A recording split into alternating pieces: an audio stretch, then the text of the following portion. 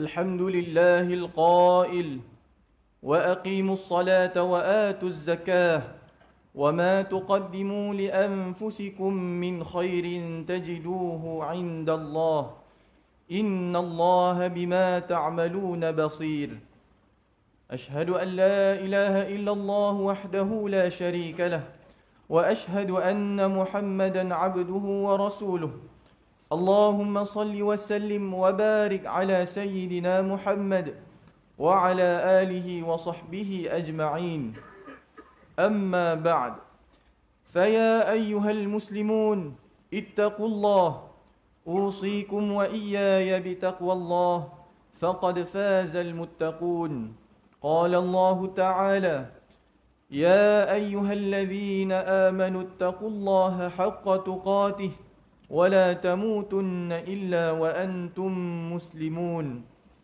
Muslimin yang dirahmati Allah Subhanahu wa taala sekalian, saya menyeru agar kita bersama-sama meningkatkan ketakwaan kita kepada Allah Subhanahu wa taala dengan melaksanakan segala perintahnya dan meninggalkan segala larangannya. Marilah kita memberi sepenuh tumpuan kepada khutbah yang disampaikan. Janganlah berbual-bual dan berleka-leka dengan telefon bimbit. Semoga khutbah ini memberi manfaat kepada kita semua. Pada hari yang mulia ini, mimbar akan membicarakan khutbah bertajuk Zakat Fitrah, Kewajipan Penuh Makna. Muslimin yang berbahagia, kewajipan zakat fitrah adalah berpandukan kepada banyak dalil. Antaranya daripada Ibnu Umar radhiyallahu anhuma. Beliau meriwayatkan bahawa sesungguhnya Rasulullah sallallahu alaihi wasallam memerintahkan untuk membayar zakat fitrah sebelum orang ramai keluar untuk mengerjakan solat hari raya. Riwayat Al-Bukhari.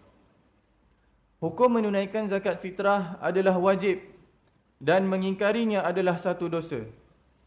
Namun, kewajipan zakat fitrah bukan sekadar melepaskan diri kita daripada dosa, kerana zakat fitrah juga mempunyai makna yang sangat mendalam kepada golongan fakir miskin demi memberikan kegembiraan kepada mereka di hari raya. Berdasarkan ketetapan syarak, kefarduan zakat fitrah mempunyai maksud yang sangat besar. Antaranya ialah menyucikan jiwa daripada sifat mazmumah, membersihkan diri daripada perbuatan yang sia-sia, dan berkongsi kebahagiaan sesama umat Islam. Perkara ini ada dinyatakan dalam sebuah hadis, iaitu daripada Ibnu Abbas radhiyallahu anhuma, bahawa Rasulullah sallallahu alaihi wasallam bersabda, "Farada Rasulullah sallallahu alaihi wasallam zakat al-fitri tuhratan lis-shaimi min al-laghwi wal-farthi wa tu'matan lil-masakin." Rasulullah sallallahu alaihi wasallam telah memfardukan zakat fitrah sebagai penyuci bagi orang yang berpuasa dan sebarang lara dari sebarang lara dan keji, serta memberi makan kepada orang-orang miskin. Riwayat Abu Daud. Muslimin yang berbahagia, zakat fitrah wajib ditunaikan pada waktu yang telah ditetapkan, iaitu selepas terbenam matahari akhir bulan Ramadan sehingga sebelum salat sunat Aidul Fitri dilaksanakan. Ini kerana objektif zakat fitrah adalah untuk mencukupkan keperluan fakir dan miskin daripada meminta-minta pada hari raya. Di negeri Selangor, fatwa menetapkan bahawa zakat fitrah wajib ditunaikan berasaskan makanan asasi yang dimakan oleh umat Islam di negeri ini, iaitu beras, ataupun ditukarkan kepada harganya. Kadar beras fitrah yang wajib dikeluarkan adalah sebanyak 1 gantang Baghdad, yang bersamaan kira-kira 2.6 kilogram beras super tempatan grade A.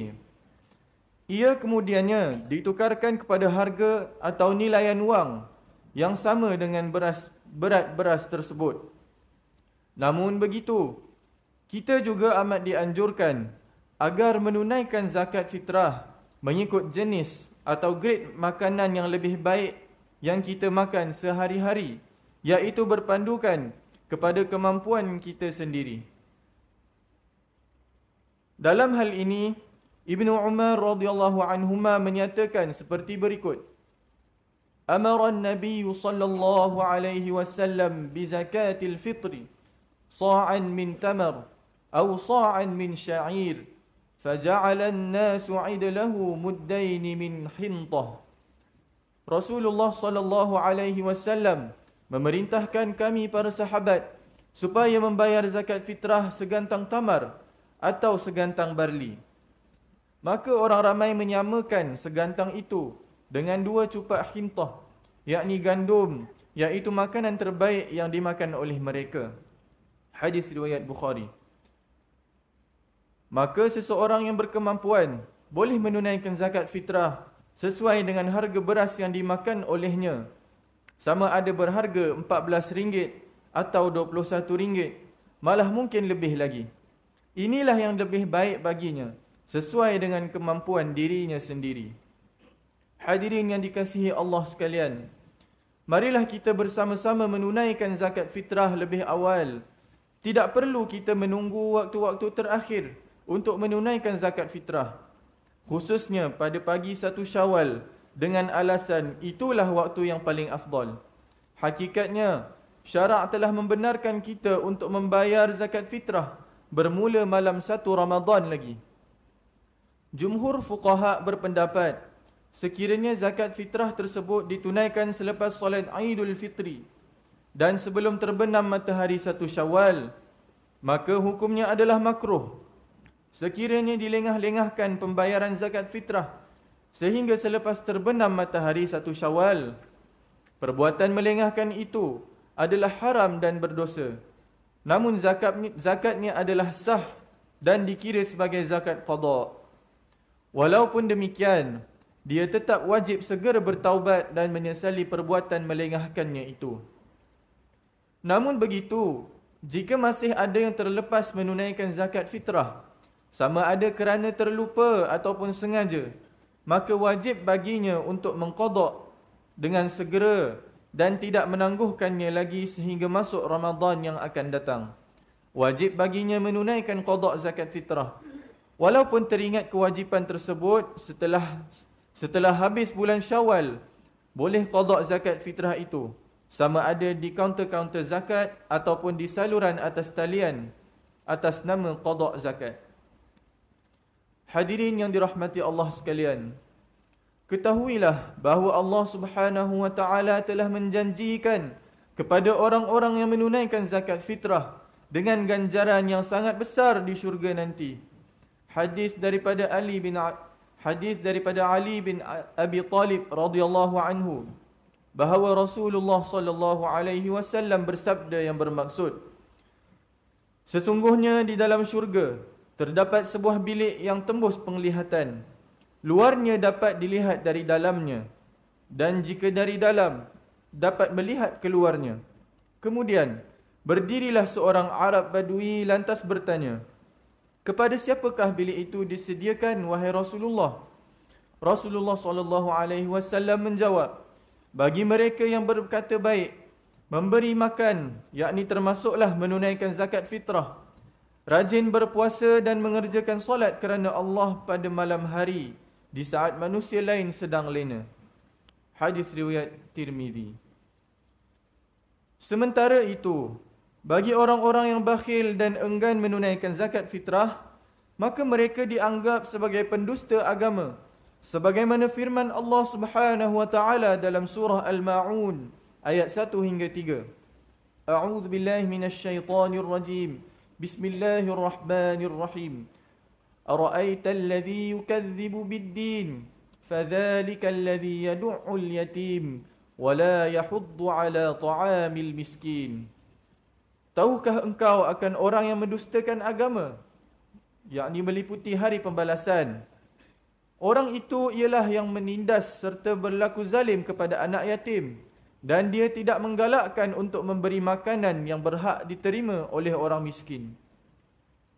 Muslimin yang berbahagia, di kesempatan ini Mimbar ingin mengingatkan bagi mereka yang bekerja atau tinggal di negeri Selangor agar menunaikan zakat di negeri Selangor melalui amil-amil zakat yang dilantik oleh Lembaga Zakat Selangor, supaya manfaat tersebut dapat diagihkan kepada lebih 70,000 keluarga asnaf fakir dan miskin di negeri ini. Hal ini bersesuaian dengan apa yang diperintahkan oleh Nabi Muhammad sallallahu alaihi wasallam, bahawa zakat itu dikutip dan diagih kembali di tempat asal di mana harta kekayaan itu berada. Daripada Ibnu Abbas radhiyallahu anhu, ketika Rasulullah sallallahu alaihi wasallam ingin mengutuskan Sayyidina Muadz bin Jabal radhiyallahu anhu ke Yaman untuk berdakwah, Baginda sallallahu alaihi wasallam telah bersabda, "Fa'alimhum anna Allah haftarada alaihim sadaqah fi amwalihim tu'khadhu min aghniyaihim wa turaddu ala fuqaraihim." Maksudnya, dan ajarkanlah penduduk Yaman bahawa Allah telah mewajibkan ke atas mereka zakat pada harta mereka, diambil daripada golongan kaya dalam kalangan mereka dan diagihkan kepada golongan fakir dalam kalangan mereka. Hadis riwayat Al-Bukhari. Di samping itu juga, bagi orang-orang yang mengendalikan zakat fitrah, juga hendaklah jujur dan amanah dalam pekerjaannya. Ini kerana Allah Subhanahu wa taala amat murka kepada orang-orang yang salah guna kedudukan dan memakan harta zakat tanpa jalan yang benar. Daripada Abu Humaid As-Sa'idi radhiyallahu anhu, bahawa Rasulullah sallallahu alaihi wasallam telah melantik seorang lelaki dari Bani Asad bernama Ibnu Lutbiyah untuk mengumpulkan zakat.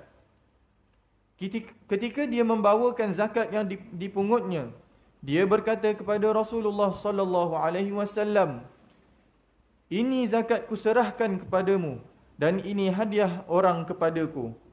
Abu Humaid berkata, Rasulullah sallallahu alaihi wasallam lalu berdiri di atas mimbar, kemudian memuji dan menyanjung Allah serta bersabda, "Bagaimana boleh ada seorang petugas zakat yang sudah aku tugaskan memungut zakat, lalu dia berkata, zakat ini kuberikan kepadamu dan ini hadiah daripada orang untukku. Mengapa dia tidak duduk sahaja di rumah ibunya atau bapanya, menunggu orang menghantarkan hadiah kepadanya? Demi Allah, yang jiwa Muhammad berada di tangannya, tidak ada seorang pun di antara kamu yang mengambil harta secara khianat, melainkan kelak dia akan memikul harta itu di atas lehernya pada hari kiamat." Hadis riwayat Muslim. Hadirin yang dikasihi Allah sekalian, mengakhiri khutbah ini, berikut adalah beberapa perkara yang boleh dijadikan pedoman. Yang pertama, umat Islam hendaklah memahami bahawa zakat fitrah adalah ibadah yang sangat besar rahsianya di sisi ibadah puasa dalam menyuburkan sifat suka bersedekah dalam diri seorang Muslim.